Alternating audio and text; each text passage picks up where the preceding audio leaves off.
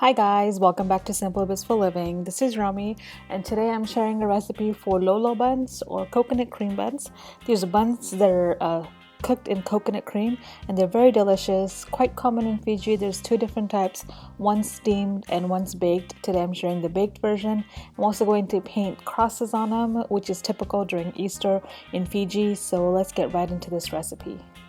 So to make these Lolo buns, you're going to need some strong flour, some milk, any milk of your choice, melted butter, some sugar, I'm just using regular white sugar, an egg at room temperature, and some yeast. And then for the Lolo or the coconut part, you're going to use coconut cream. I'm using canned coconut cream here, but you can use freshly squeezed coconut as well.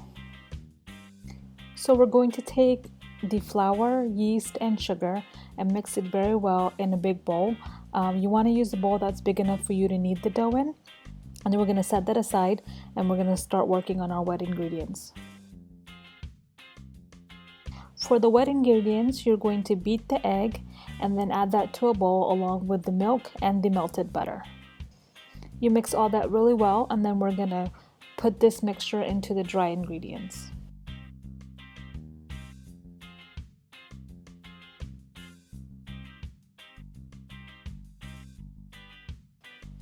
After you put the wet ingredients and the dry ingredients together, you just want to start mixing this with a wooden spoon.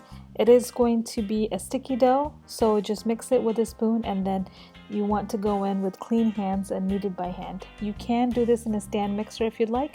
You would just have to knead it for about 5 minutes. I'm going to demonstrate using my hands here because for the other hot cross buns I used the stand mixer, so I wanted to show you that this is doable by hand.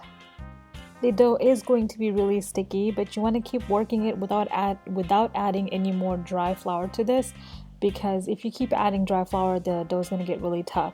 So just keep working the dough until it becomes an elastic dough.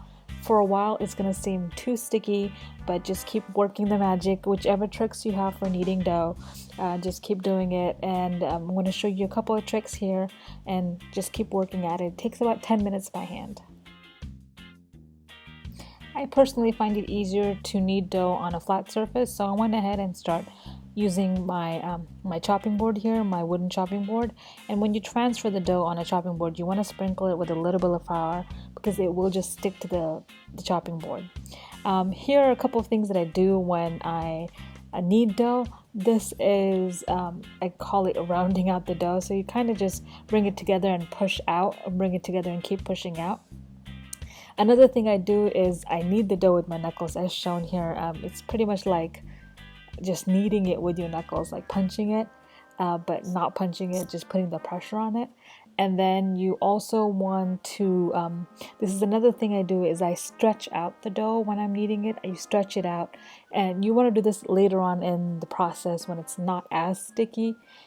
And just bringing it back together, and you'll realize after 10 minutes, I literally kneaded this dough for about 10 minutes. I looked at my timer, and you notice how it's smooth and it's elasticy, and this is how you want the dough. So about 10 minutes of good kneading, and your dough looks perfect, and it was a beautiful dough. You just round out the dough after that and place it in a buttered bowl.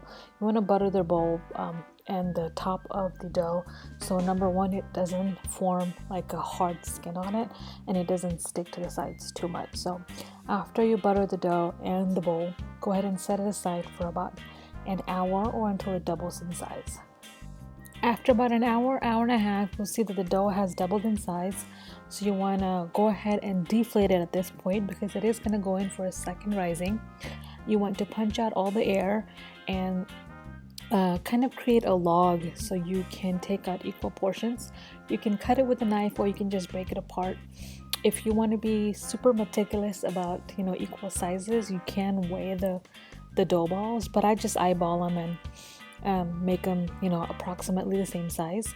Then we're gonna go ahead and start making these into buns. So what you want to do is take the sides and pinch it all the way at the bottom, so on top it's a very smooth round surface. One way to help seal the bottom is to roll it at the palm, on your palm, or on a flat surface, and then you just pinch the bottom together. So because when they rise, they're just going to start splitting open if you don't pinch the bottom. And go ahead and do that to all the dough balls and set them aside. We're then going to butter a baking dish. Whichever baking dish you use, you can use a pan. Make sure you butter really well because you do not want these sticking. And then we're gonna put the dough balls in there and let them rest and rise for another 30 minutes. After about 30 minutes, you'll see that the dough has risen beautifully. At this point, we're going to carefully pour all the coconut milk over the buns. You want to cover the buns tops too, so start pouring them on top. They're gonna go in through the sides and kind of sit at the bottom of the pan, and then we're gonna go ahead and bake this for about 20 minutes. After 20 minutes, the buns are golden brown and they have baked really nicely. They're just beautiful buns. To show you how it's done in Fiji, I went ahead and took some food coloring. You can use powdered or gel food coloring, and I mixed a little bit of water with it, and then I painted on these red crosses. This is how it's done at Hot Bread Kitchen. They have different types of buns that they just paint a red cross on during Easter, and that's what they call hot cross buns. So I went and I did that, and then I placed it in a warm oven. The oven is turned off, it's just residual warmth that I placed them in, and it just dries out the cross on top. And you'll see that the buns are done. They're so beautiful, they're amazing, and very delicious. They're really fluffy. The dough itself is really nice, so if you didn't want to add the coconut, the buns by themselves are just absolutely delicious. And but adding the coconut takes it to a whole new level. The coconut is baked at the bottom and there's still some wetness, so the bottom of the buns have this like custard like coconut. It is just amazing. It's so delicious, and you will definitely enjoy this. These Lolo buns are to die for. Please give these a try because you will not regret it. If you give this recipe a try, please tag me on my social media so I can see what these buns look like for you. And if you celebrate Easter, happy Easter, guys. I hope you guys have a great time with family. And until next time, please take care, and I'll see you guys very soon. Bye-bye. While you're here, don't forget to check out my other videos. Don't forget to hit that like button. Please hit that subscribe button if you're not a subscriber. And let me know down below what your favorite Easter food is. Alright guys, see you guys soon.